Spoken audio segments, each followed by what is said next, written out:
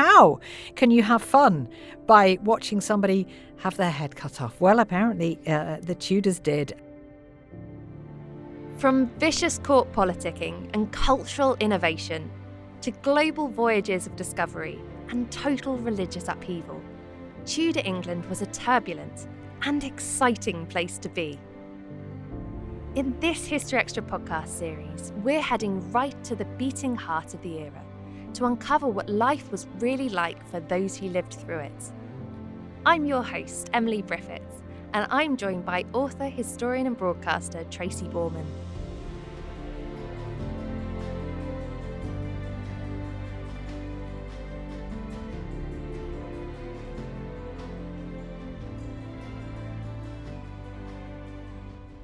In this second episode, we'll be roaming the towns and villages of Tudor England, painting a vivid picture of daily life, from home and family to health and medicine.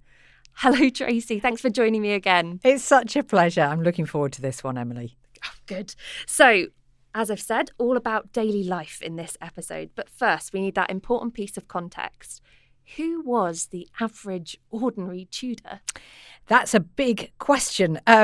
The average ordinary Tudor would probably be a rural dweller.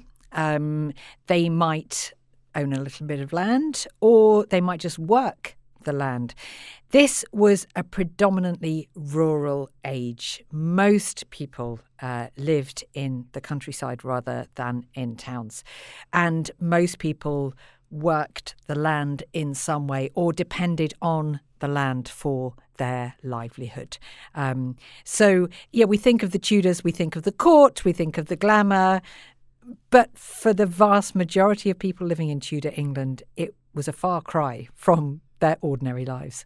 Could you tell us a little bit about where did this average ordinary Tudor live?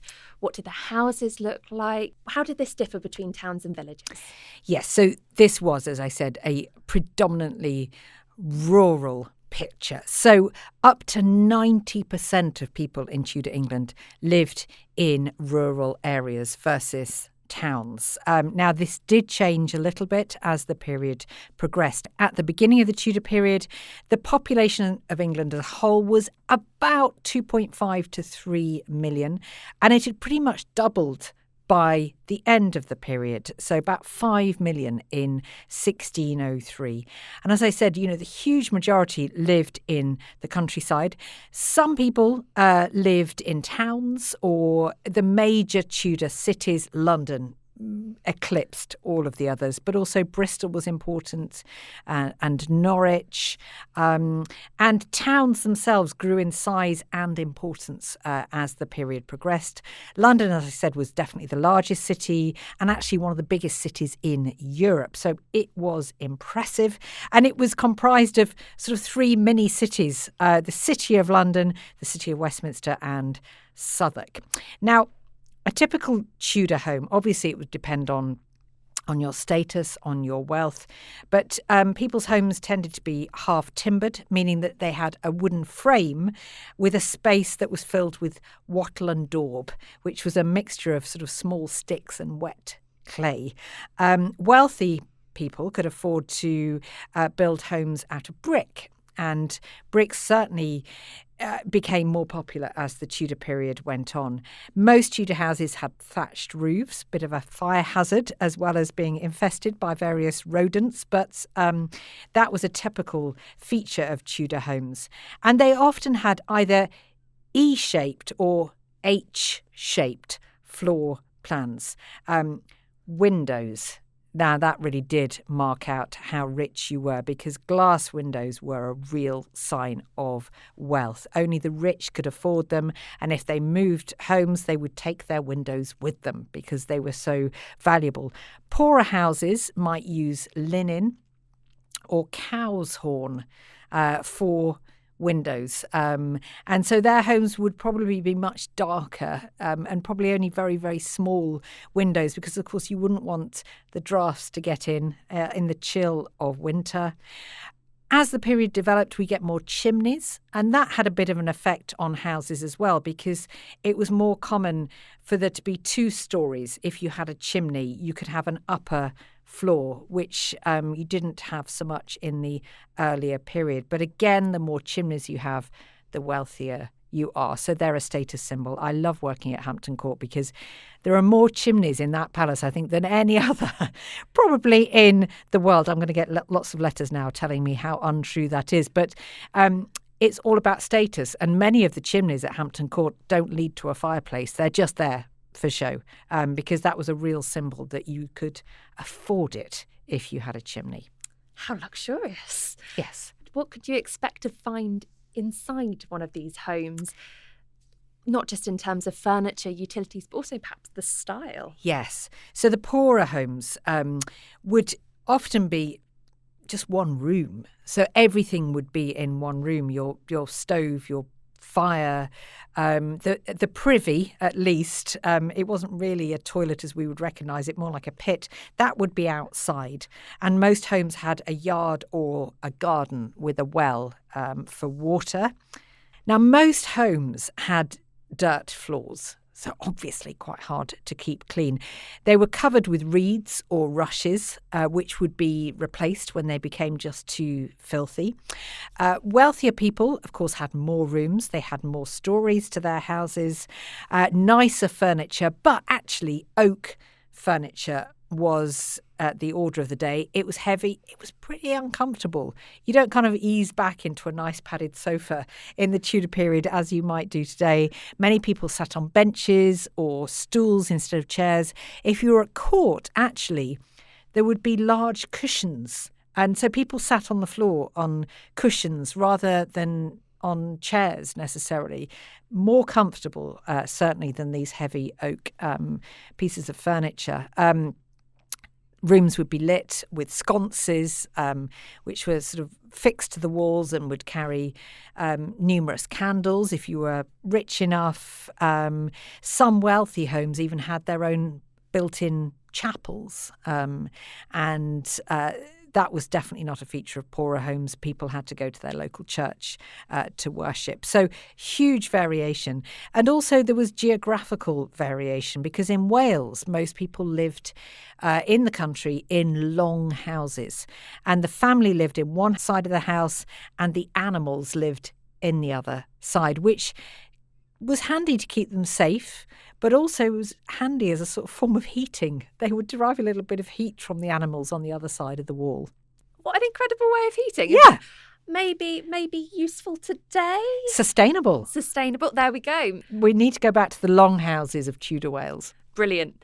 Now, let's talk about the people inside. What was the structure of a typical family unit? How did family life differ between social classes? So Tudor families were very much multi-generational, and there was a real sense of community. It said that it takes a village to raise a child, and that was absolutely the vibe, if you like, in the Tudor period. They included relatives, not just like, the mum, the dad, the child, but also grandparents, aunts, uncles. They often lived together to help raise children, care for the sick, care for the elderly. So I think this is really nice, because let's be clear, life was hard. If you were poor, if you lived in remote rural areas, you're subject to the elements, to disease, to all sorts of ills and hardships. So a great deal of comfort, support was provided by your extended family. And if you could live together, if you had a dwelling that was big enough, then you certainly would do. And what was the role of women in this society? How did it differ to perhaps the rights and responsibilities of men? There's a real paradox here, because the Tudor period is famous for its women. The 6 wives of Henry VIII, Queen Elizabeth I, Lady Jane Grey, Mary, Bess of Hardwicke. These are chart-topping women, if you like. But at the same time, it was a male-dominated society. Women were viewed as second-class citizens. They had fewer rights by far than men. They couldn't own property, for example. They were entirely submissive to and obedient to husbands, brothers, fathers, all the male members of their family. So, yes, we get these famous female figures, but if you're an average woman, life is very hard and restricted, and you're entirely dictated to by the men in your life. That leads us on to this. What did marriage customs look like in this age? So the legal age for marriage was 14 for boys and just 12 for girls. Most married a little bit later than that, actually. So it's one of the myths of the Tudor period that everybody got married when they were just 12 if they were a girl, or 14 for a boy. That was sort of the legal, if you like, minimum. But often it was a little bit older than that. But if actually you got into your 20s and you still weren't married, you were pretty much on the shelf. You were past it. So you probably would be in your teens when you got married. Wealthy families often arranged marriages, and of course the court was the marriage market. That's where you would go to find your suitable future husband or wife. And Tudor marriage customs were rather different to today. The formal customs involved sort of several stages before you were actually declared man and wife. So at first there was the crying of the banns, where your intention to marry would be declared in church for 3 consecutive Sundays. Then the marriage bond, which if people didn't have time to go through the banns, and let's skirt over why they might not have time, perhaps if there was a child on the way, they could get a marriage bond, which acted as a contract. A wedding ceremony where the couple exchanged vows, which is very much resonant of a modern day marriage ceremony. And then the nuptial mass, where the couple knelt before an altar with a veil over their heads and the priest recited prayers over them. Now, the next stage you might think is a given, but it wasn't taken as that in the Tudor period, and that's consummation, because a marriage has to be consummated to be considered valid. And probably the most famous example of the did they, didn't they, was the marriage of Catherine of Aragon to Henry VII's eldest son, Prince Arthur, because the question of whether that marriage was consummated would have effects reverberating down to the Reformation. If it was consummated, then, as Henry VIII claimed, his marriage to Catherine of Aragon wasn't valid, because the Bible says you must not marry your late brother's wife because you'll be childless. If it wasn't consummated, as Catherine claimed, then she was free to marry Henry VIII. So consummation was a real contentious and important issue. Celebrations, very important as they are today. The day concluded with a wedding, dinner and dancing. Now, all of this sounds quite convoluted. You have to be committed to make it through to actually being declared man and wife. But there were some shortcuts.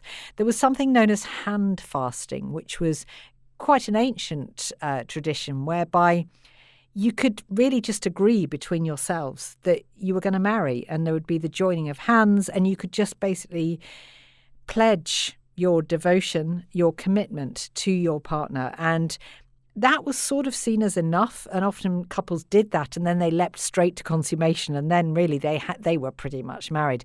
Now, another example from Henry VIII's reign is his private betrothal, as almost certainly happened between him and his second wife, Anne Boleyn, before they were married in January 1533. It's thought that late in 1532, probably when they had begun sleeping together, finally after 7 years, they went through a sort of secret betrothal or a hand fasting. So even the great and the good could go through this sort of more private custom. If any children did come along, what would their role be? Were there any expectations of them? There were huge expectations of Tudor children. And I should say that from the outset, Tudor childhood was very short. You were thought to have entered your adult years at the age of 6. So, it's 3 times that today. You're an adult at 18. Tudor childhood was thought to end when you reach the age of 6. That's when a child would be breeched. In other words, you'd wear your breeches. Boys would no longer wear dresses, which is what they would wear really as infants. They would then be in their breeches. And it was a real milestone for the Tudors, the transition from childhood to adulthood. And often apprenticeships would start at the age of 6. So children would start work. At that age, they would often leave school if they were the poorer children from around the age of 6 or 7 and learn a trade, while girls would start to cook and clean and learn the sort of domestic duties. Wealthy children, by contrast, would spend most of their childhood in the nursery, and they also had a nursemaid to take care of them. So it was a sort of gentler introduction, really, to adult life, but still quite short. You were, as a noble child, expected to take on more duties, more responsibilities after the age of 6. As we're talking about apprenticeships, how did apprenticeships actually work in this era? So apprenticeships were very common indeed. In fact, most trades, that's how you would get into the world of work, by becoming an apprentice as young as 6, but certainly before the age of 16. That's when your apprenticeship would start. Typically, they were 7 years. Before you were a fully fledged, whatever it was, carpenter or blacksmith. And so they were much more common than they are today. Mostly for boys, but also girls worked as maidservants or in crafts, as seamstresses or embroiderers. William Shakespeare, probably one of the most famous apprentices. It's thought that he was an apprentice to his father John, who was a glover. Before then, of course, he followed the profession that was more suited to him in writing plays. For those who didn't take on apprenticeships, what about education? Who had access to that? So there was perhaps greater access to education than you might think. Again, rank plays its part here. So the children of noblemen would usually have a live-in tutor who would educate them.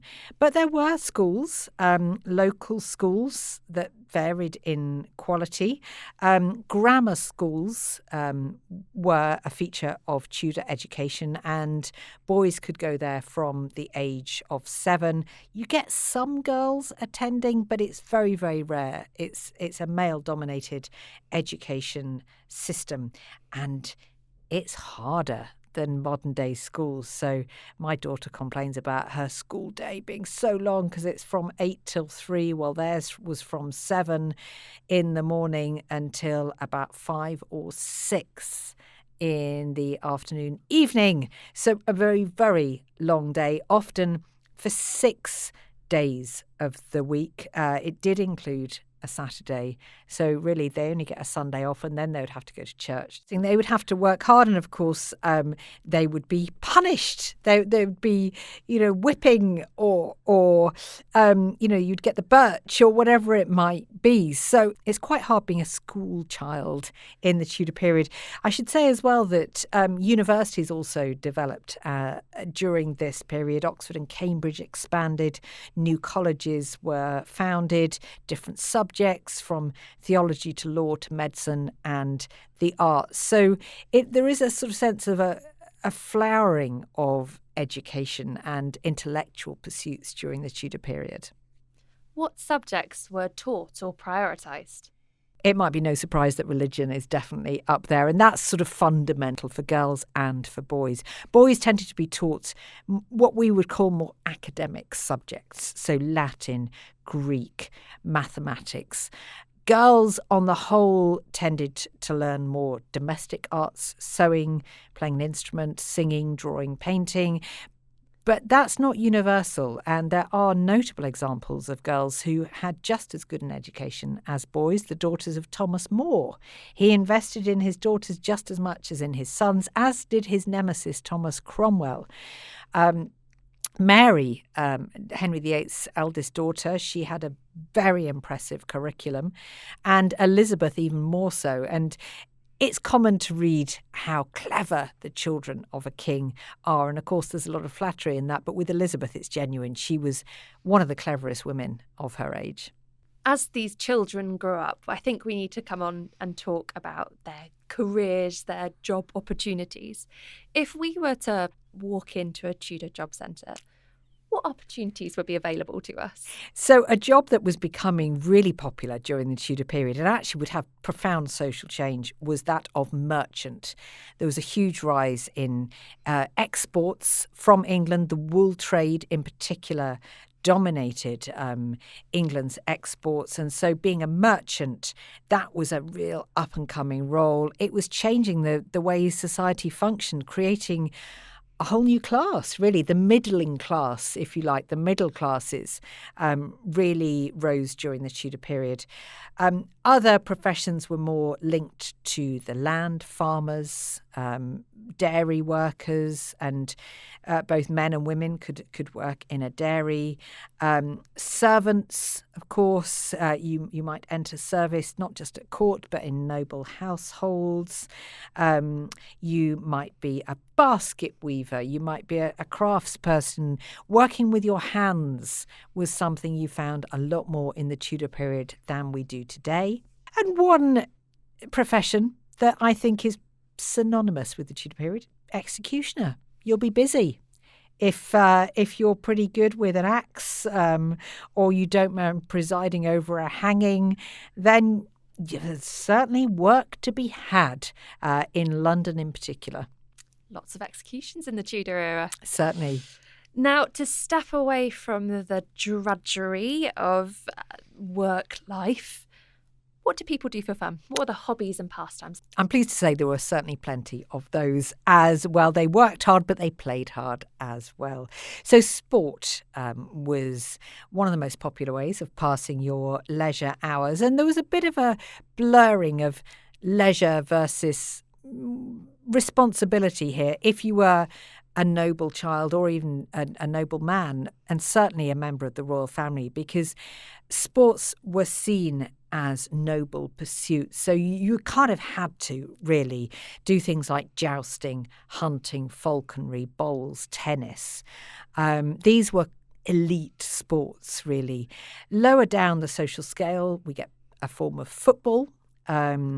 Board games were very, very popular. And fox and geese. Now, I've had a go at playing this at Hampton Court because we have fox and geese boards laid out for our visitors to play. I was awful at it. I didn't really understand the rules. I thought it was overcomplicated, but that's probably just a reflection on my ability. Cards and dice, chess, backgammon, of course, all of those are around today. Shovelboard was a popular winter pastime. Also, music played a real part in people's leisure time. Singing, dancing, masking if you were at court. Also, I'm afraid the Tudors were pretty bloodthirsty when it came to having fun. So blood sports, bear baiting, cockfighting were popular, attended by all classes of society, and if all else fails, you can go to an execution. This really is the football match of its day. Huge crowds, tens of thousands of people might attend a very high-profile hanging or execution. They had stands built, like football stadiums today. They sold souvenirs, refreshments, and that's when it feels like there's quite a big gulf between where we are today and the Tudors. Some of their ways of having fun were questionable, I think. It seems totally mad to us today, that. Totally mad. I mean, how can you have fun by watching somebody have their head cut off? Well, apparently the Tudors did. And, people were more violent, I think. They enjoyed violence more. And even Elizabeth I, she loved hunting. She would cut out a deer's heart when it had been hunted. She often went to cockfighting, bear baiting. Yeah, they were a bloodthirsty lot, those Tudors. Now we're going to come on to talk about some of these in our next episode. It's all about the culture, so the art, the theatre, the literacy. But I'd like to move on slightly while we're in this episode. How different was life in a town to one that was in the countryside, more rural area? So town life, I would say, was just more dangerous. It was more dirty, open sewers, in the streets. And disease, of course, was rife because towns were tightly packed. I'm thinking of the Shambles in York, that famous street where, if you can lean out of your top window, you can shake hands with the resident of the house opposite. Really packed in. And of course, fire hazards. We saw this with the Great Fire of London in 1666. So in the Stuart period, because you get these timber-framed houses all packed very tightly together. So disease common. You often find when there's an outbreak of an epidemic of the plague or sweating sickness, it spreads across towns like wildfire. And the first thing the court tends to do when the plague's in town is to go to the countryside. So it's relatively safe, or it's certainly safer to live in the country than in the town. That said, the towns are kind of where it's at. They're culturally vibrant, politically, you're kind of at the heart of the action. So there are upsides to living in towns, but you have to be prepared to run the gauntlet of sickness and disease, overcrowding, smells. And so the list goes on. You've given us such a great glimpse of what life in a Tudor town would be like. I wonder if you could tell us more about how these populated centres were organised, and was there a sense of community? There was a huge sense of community.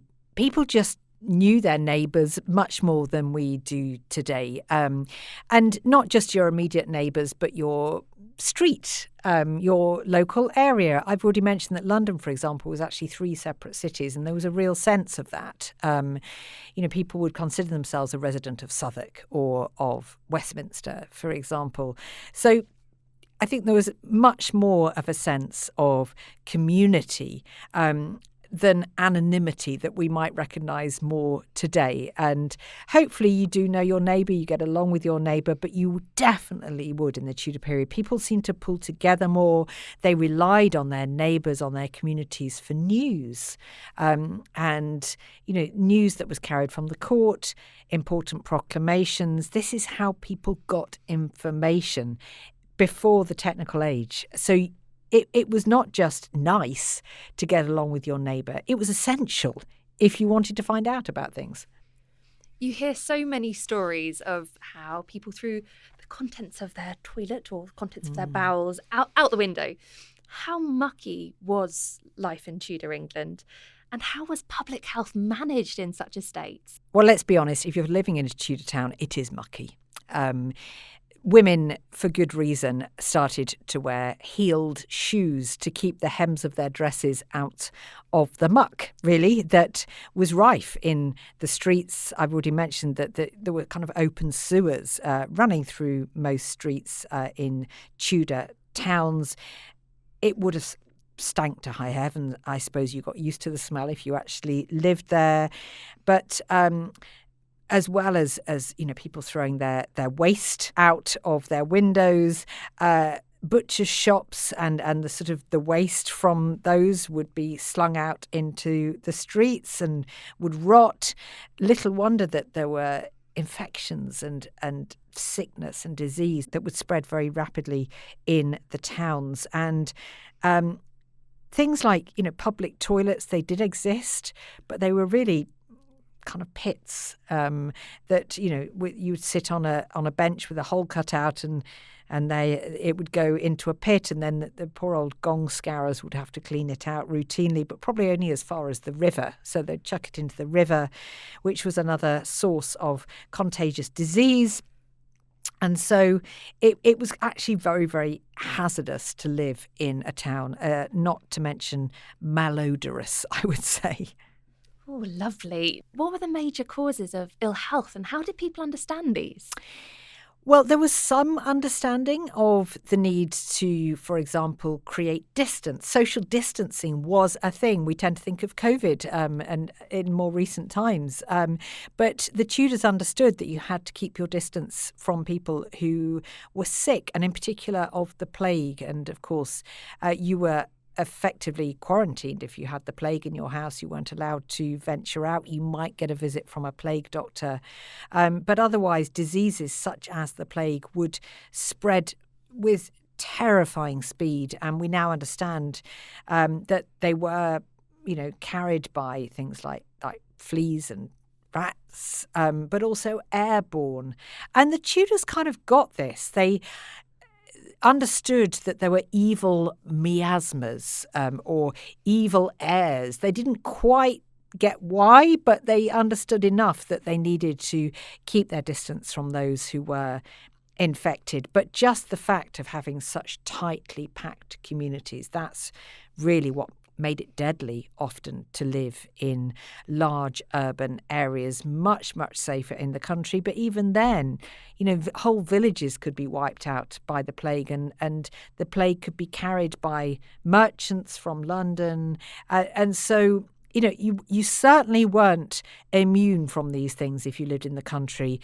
But on the laws of probability, you were less likely to get sick in a big way than if you lived in urban areas. One thing that you had to really watch out for in towns was the sweating sickness, or the English sweat, as it was known. And this was exclusive to the Tudor period. It came in with the army of Henry VII when he defeated Richard III in 1485, and it had died out by the end of the Tudor period. We don't know exactly what it was. What we do know is how terrifyingly swift it was. It was said that you could be merry at breakfast and dead by supper. You would take a sudden fever, and literally hours later, you would be dead. Nobody was safe from the sweat. And Anne Boleyn famously caught it when Henry was madly in love with her before they were married. And she caught it whilst staying at Hever Castle, her Kent home. Now, Henry was so paranoid about sickness and disease that he didn't visit Anne when she was suffering from the sweat, but he did send his second best physician to attend her. Generous of him that. She did recover. Not everybody did. Sadly, Thomas Cromwell lost both his wife and his 2 daughters to the sweating sickness. It was something that Henry VIII was paranoid about. Now, Henry was the ultimate hypochondriac, and I think we can understand why. His brother was just 15 when he died. Henry also lost his mother when he was very young. He was very aware of the fragility of life. He would subject himself every single day to a detailed examination by a team of physicians. And Henry also had his own medicine cabinet.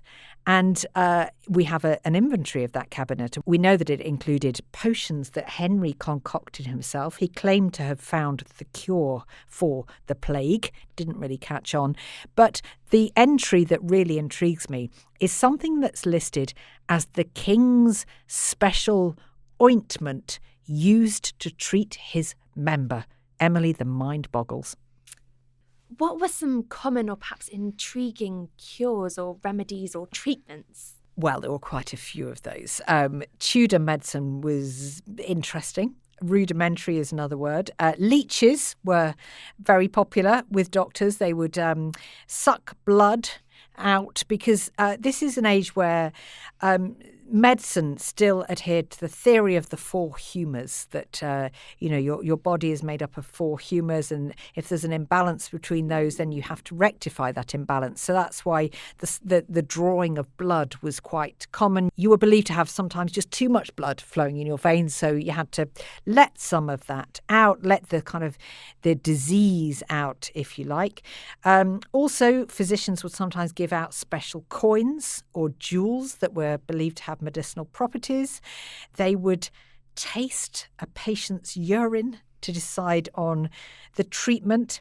And as well as physicians, there were barber surgeons. So, multitasking here. Barber surgeons mostly cut hairs or trimmed beards, but because they're good at cutting things, they could also perform surgery.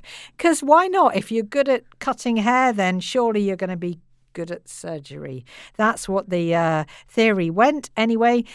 As well as that, though, and I know we're going to be getting onto this in a later episode, there were cunning folk, wise women in particular, who were skilled, actually very skilled at herbal remedies. They knew an awful lot about the medicinal properties of herbs, and actually analysis has been done on the most popular herbs used, and many of those can be found in modern day medicines such as aspirin. So actually you would probably want to be treated by a wise woman much more than by a physician. They were very effective, but as the period develops, they became in the frame for witchcraft. So the dividing line between healing and witchcraft got a bit blurred, and it was then dangerous to be good at healing people because people suspected you of witchcraft. Sounds incredibly dangerous to be a wise woman then. So obviously towns themselves really stunk, but did people stink as well? Not as much as you might think. And this is one of the myths about the Tudor period, really, that everybody smelt. Not necessarily. People did wash. What they didn't do very often was to bathe. Now, this was thought to be actually harmful because people understood about the skin and about pores. And it was thought that, when you get into a hot bath, your pores open, and then evil air can get in and infection can get in. So it's very dangerous actually to take a bath. So people on the whole didn't bathe. Elizabeth I was the most frequent royal bather. She famously said, "I will take a bath once a month, whether I need it or not." So there you go. That was considered dangerously frequent. But people didn't generally smell. Now, I'm a big fan of Ruth Goodman and her book, How to Be a Tudor, because Ruth has actually tried to live as a Tudor. And what the Tudors did, rather than wash their bodies, they washed their linens. Linen was used for undergarments because it was very effective at drawing out odours, toxins, dirt from the skin. So if you wash your linen rather than your skin, you will still smell sweet. And it works, apparently. Ruth said, after 3 months of just washing her linens, not herself, she still smelled pretty good. So people used linen a lot. It was very, very effective. So wash your linens rather than your skin, and you'll still smell pretty good. One of the queens of Henry VIII, Catherine Parr, his last wife, she was known to be the sweetest smelling. So whatever she did, if it was just the washing of her linens, I think she liked to use fragrance. But she was notable for being the sweetest smelling. So whatever Catherine did was obviously a good example to follow. To summarise what we've talked about, all this horrible stink and disease and treatments themselves being pretty horrendous, what were your chances of survival? Well, not great. The average life expectancy in Tudor England was between just 35 and 40 years. Now, what accounted for that very low average was infant mortality, incredibly high. 25% of children died before their first birthday and 50% before their 10th. So if you made it into adulthood, you were doing very well indeed. Women had a shorter life expectancy, perhaps not surprising because of the perils of childbirth. And if you reached 40, that was considered old age. You were ancient from the age of 40, a fact that I always consider very depressing. Anne Boleyn was described when she'd started to fall from Henry's favour as a thin old woman of 35. That's something to look forward to in the future. Oh my gosh. Okay, one final thing to leave listeners with. What's one thing that people generally get wrong about everyday life in the Tudor period? Well, we've already touched on it, in fact, and it's the myth that I counter most often when talking about the Tudors, and that's that everybody smelt. They didn't. They knew more about how to keep themselves sweet-smelling than we might think. And they also ran pretty efficient, organised communities. They might be dangerous communities, but they did know how to organise themselves. There was a real sense of communal living, of communal support in the Tudor period. So it's seen as a brutal period, a sort of dog-eat-dog world, but there was a lot of community spirit, and I think it's important to get that across as well. A good note to leave us on. Thank you so much, Tracy. Thank you. And that brings us to the end of this episode. Be sure to join us again next time when we'll be checking out the fashion, food and festivals of Tudor England.